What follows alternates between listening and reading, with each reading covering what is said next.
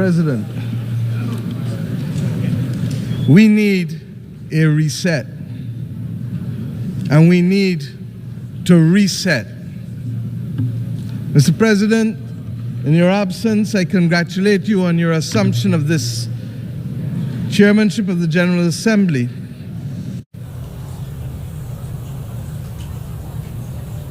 We can wait.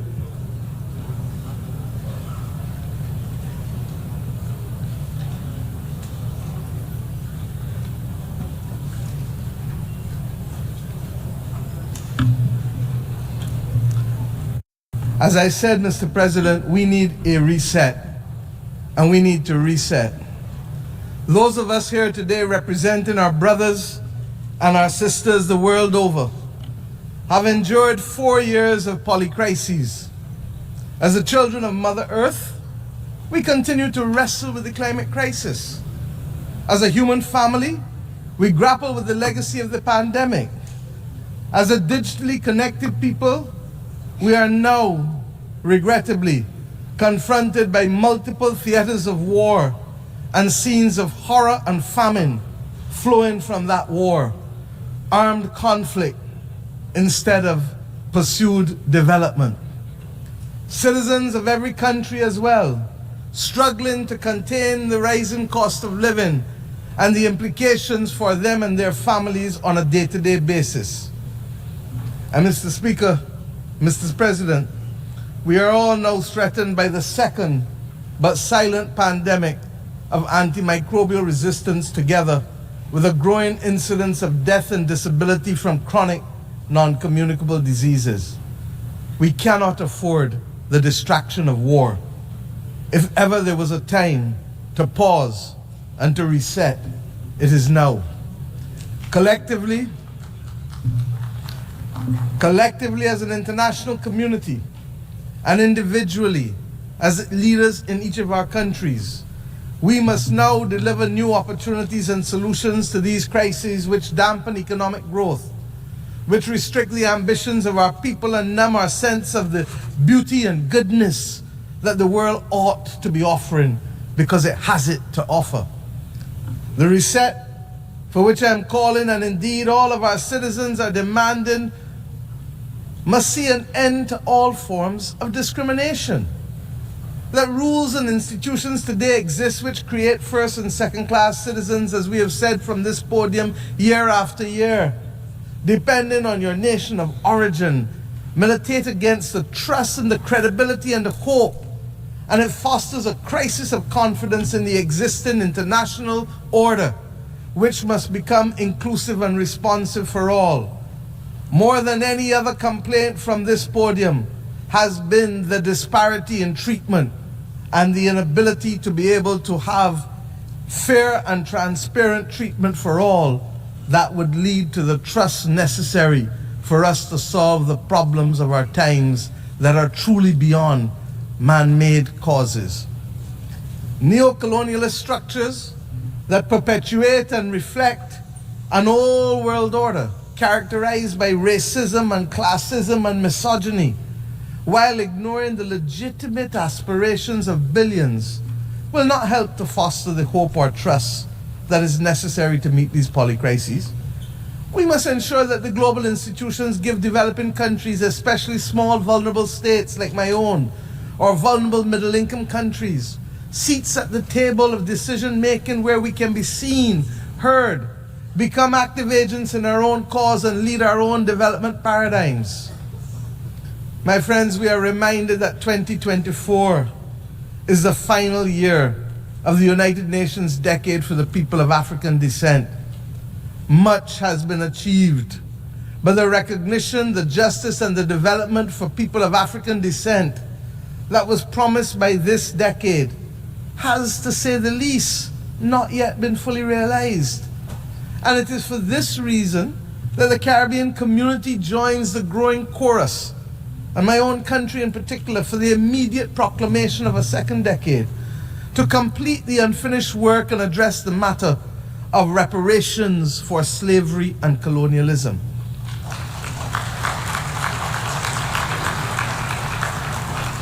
I start here because this is a necessary but complex conversation.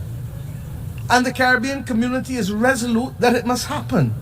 Its resolution lies, and I want to be very clear, its resolution lies in a multi-generational approach, in the same way that the £20 million sterling debt that was incurred by the British government only was repaid in this 21st century, almost 200 years later. So that the notion of unaffordability becomes a non-issue once we recognize that the solution to reparations must be multi-generational and grounded in development.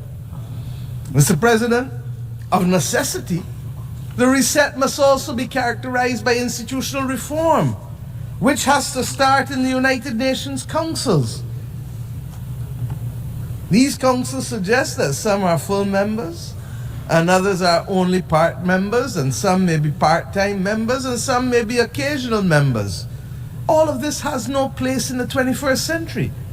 And the anger and the mistrust of our citizens and institutions, in leaders, in multilateralism, and in the processes which exclude while yielding much talk and little action is very real. And nowhere is reform and consequentially trust and hope more important to the well-being of billions of people today than in relation to the global financial architecture.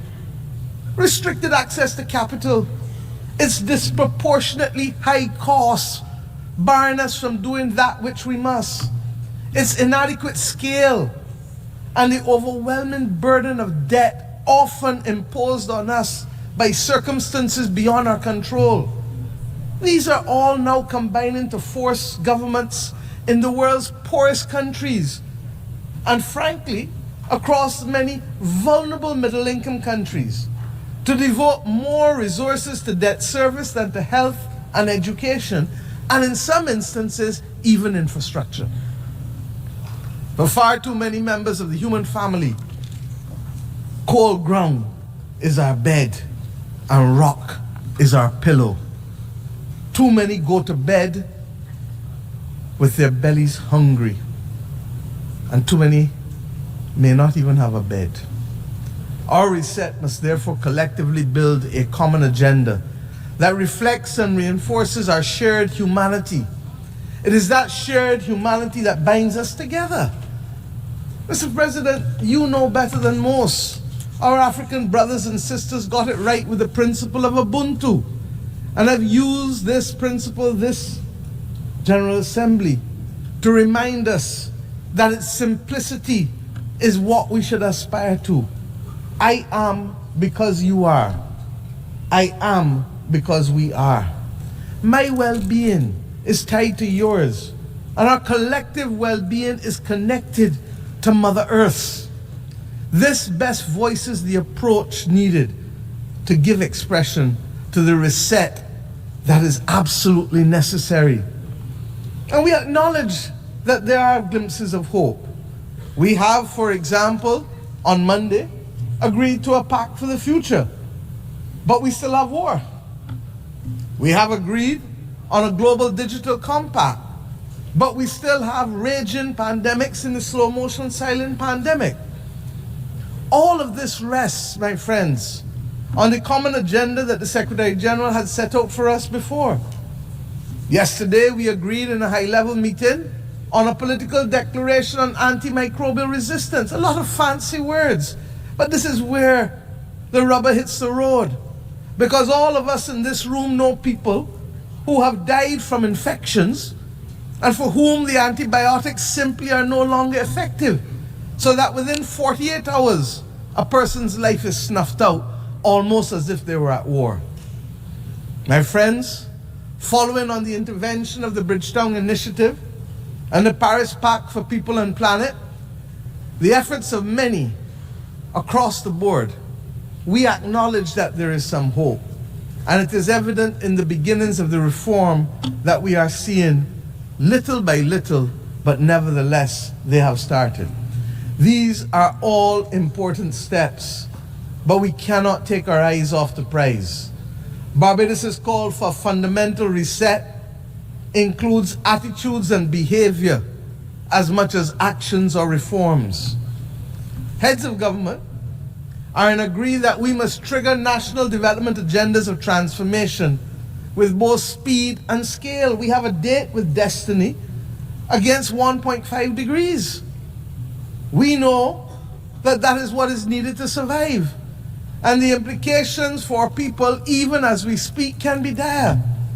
But if there is a failure to act with clarity of purpose, and if the political will retards progress on the front of the much needed reform within the international financial institutions, purely because heads of government do not speak to ministers of finance when they reach Washington, D.C., or their board directors, if there is a need for that to be dealt with, then, my friends, there must be a commitment to be equal to the current challenges of member states if we are not to perpetuate the discriminatory practices that result in undermining the transformational opportunities that we need.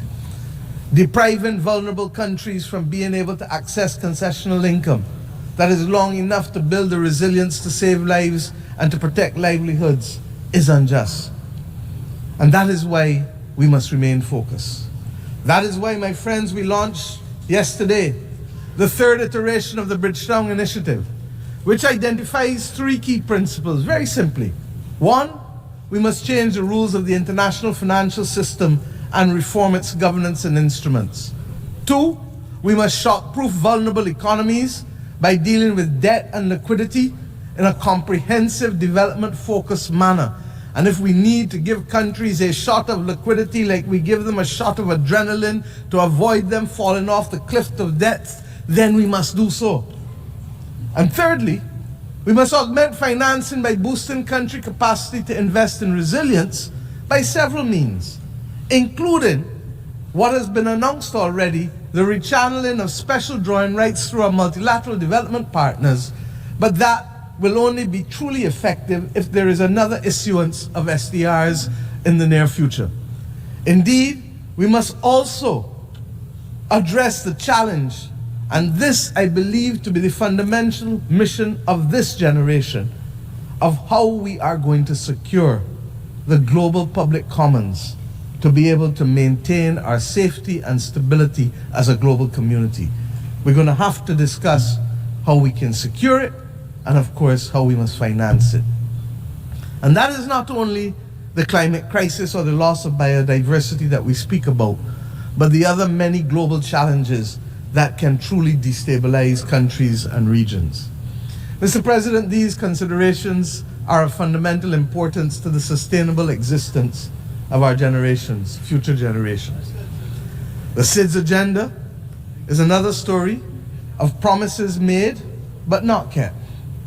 30 years ago, the international community gathered in my own country to take action for the first time on the unique challenges faced by small island developing states. We birthed in my home country the first ever global agenda for small island developing states, which became known as the Barbados Program of Action. I thank Mauritius for its strategy of implementation, Samoa for its pathway. They were carriers of the baton of a development agenda for small island developing states in the intervening years, in the face of multiple global crises from health to climate to finance. The vulnerabilities, yes, of our countries as small states have become more pronounced. In May of this year, we gathered in Antigua and Barbuda for the 4th International Conference on Small Island Developing States. And I call on the international community and the multilateral system to let us work together to ensure that the promise created in Bridgetown in 1994 is delivered and realized through the Antigua and Barbuda Agenda for SIDS 2024, otherwise known as ABBAS. Let me use this opportunity as well to inform you that 2 days ago we took over the presidency of the Climate Vulnerable Forum, the V20 countries of the world, from Ghana, whose president I would like to thank for the excellent stewardship of the group over the past 2 years, and indeed for the strengthening of its institutional capacity.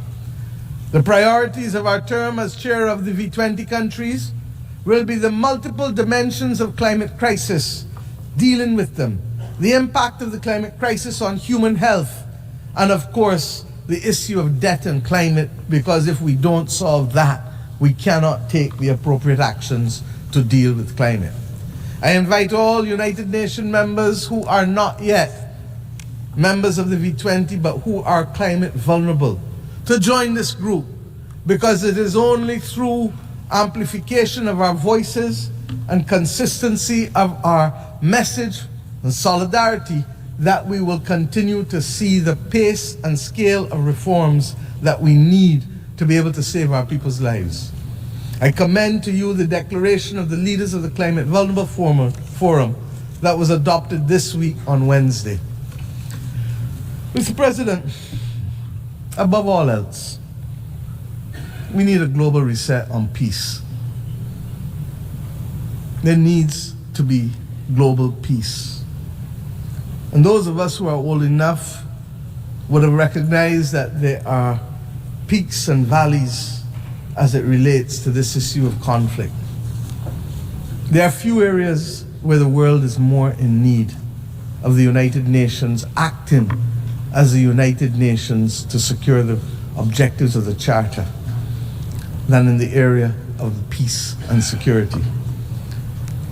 The silence that has engulfed Sudan is unacceptable and may well be rooted in the racism that the world still carries as a badge of honor from the victories of the last great war of the World War II. The actions in Myanmar cannot continue.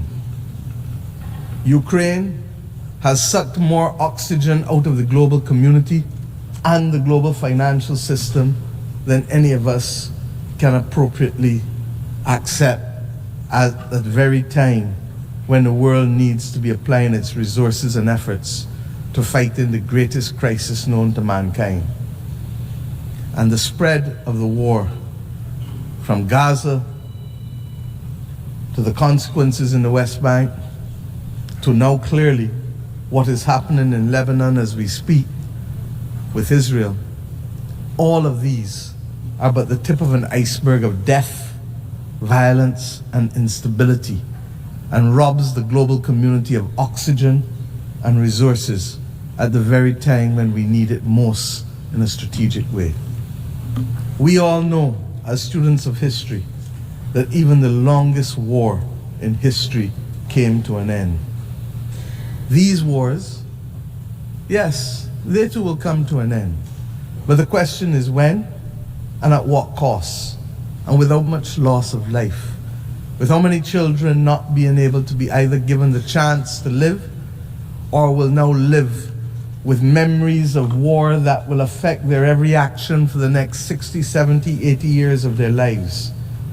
Innocent people are paying the price with the one thing that is theirs to give, and they don't give it willingly. It is their life. Unless we address the root causes of these wars, one by one, and the manners in which they are being sustained and financed, we will never, never know anything else other than war and rumors of war in these theaters. The transmittal of these scenes of horror in real time into people's bedrooms, into people's living rooms, will trigger two extreme reactions, neither of which are acceptable to us in the third decade of the 21st century. We will either get the desensitizing of ordinary people to the loss of lives, especially those of innocent children and women on the one hand, or we will get, on the other hand, the anger and inclination for vengeance that it spawns necessarily. We need peace. And it cannot be too difficult for us to work for peace.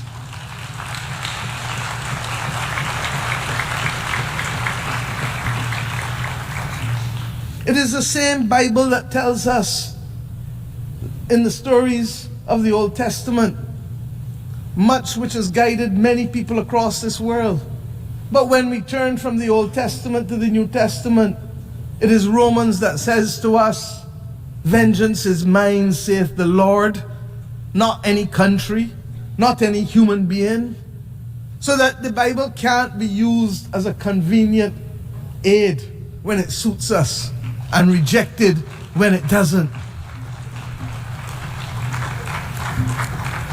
In the midst of this maelstrom, we were very clear. My country took the step this year of recognizing and establishing diplomatic relations with the state of Palestine, in spite of having supported a two-state solution since 1969.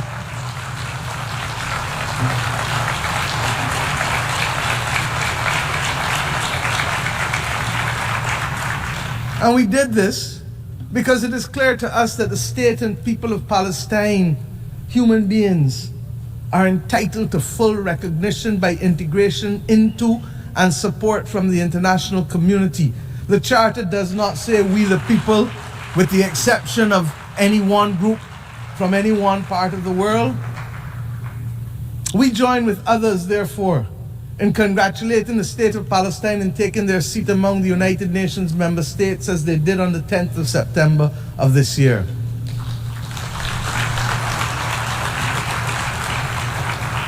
And let me be clear, we condemn the actions of Hamas on October 7th.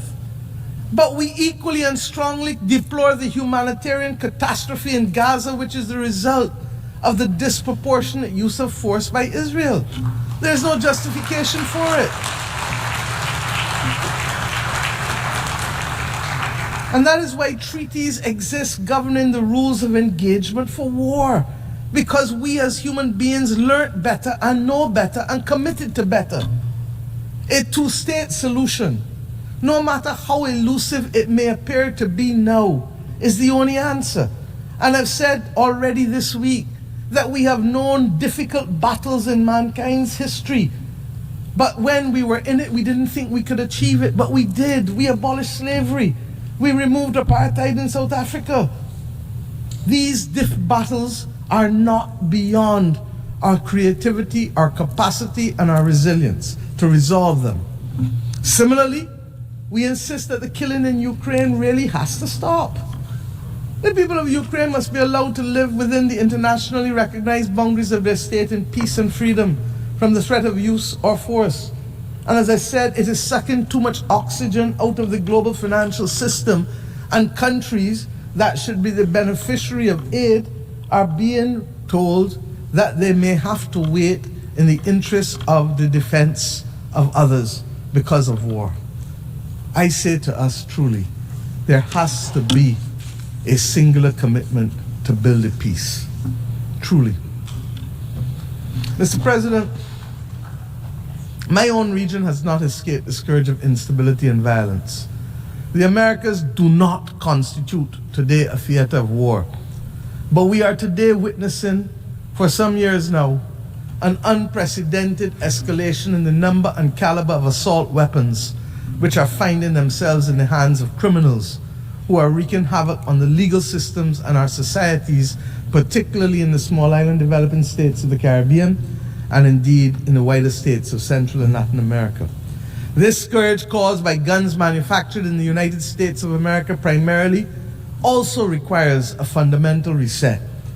The right of persons to bear arms in countries not engaged in military conflict should not be an opening to accept as legitimate the presence of assault weapons in countries. It is simply not right. There is no place for assault weapons in our societies. I turn now to the fate of the people of Haiti, which continues to be of major concern to our people in the Caribbean region.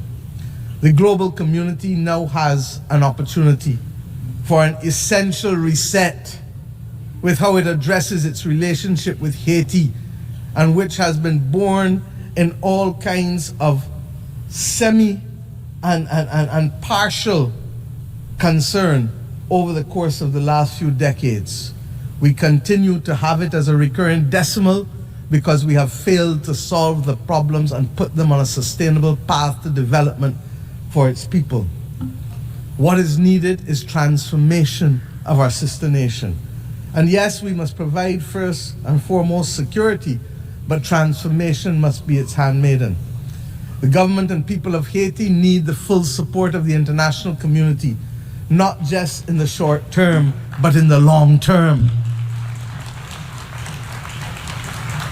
And yes, this starts by extending the mandate of the Multinational Security Support Force, escalating the work of the United Nations, deploying all the tools of bilateral, regional, and global cooperation, not excluding countries who want to participate for spurious reasons, ensuring that those of us who can step up to the plate by significantly increasing the pledge funds, that we do so, because we know that it takes cash to be able to deploy the forces and the police necessary to help with the restoration, so that Haitian mother or that Haitian child can go about their day-to-day life without fear of being assaulted or killed or being denied the right to work because of their simple fear of walking the streets. The Caribbean community has been working hard this year to support our largest member state. And in the early part of the first few months of this year, we met on Haiti almost 3 to 4 times a week to guarantee the stability that we ask you now to help us secure. We thank the efforts of the Eminent Persons group of former CARICOM prime ministers who were on the front line of helping to resolve this complex problem day in and day out, so that we could find a political consensus for Haiti. That Haiti had at this General Assembly both the interim president of the Transitional Council and Prime Minister Corneille is a remarkable achievement given where Haiti was in February of this year. Let them continue on a path, please, of securing their future. And we cannot be on this podium speaking about Haiti without thanking Kenya and President Ruto for their remarkable leadership. After many delays and in what represents now a historical precedent for an African country, they have ensured that an African country has taken the lead in helping to tackle the peace and security challenge beyond its own continent. That is the kind of reset that we need in the international community. And Mr. President, you cannot come on this platform regrettably, although I look forward to the day when I will not have to say it, when we must ask for reprieve for the people of Cuba. It is unacceptable, it is unconscionable, and that it continues today is a mark on our international conscience.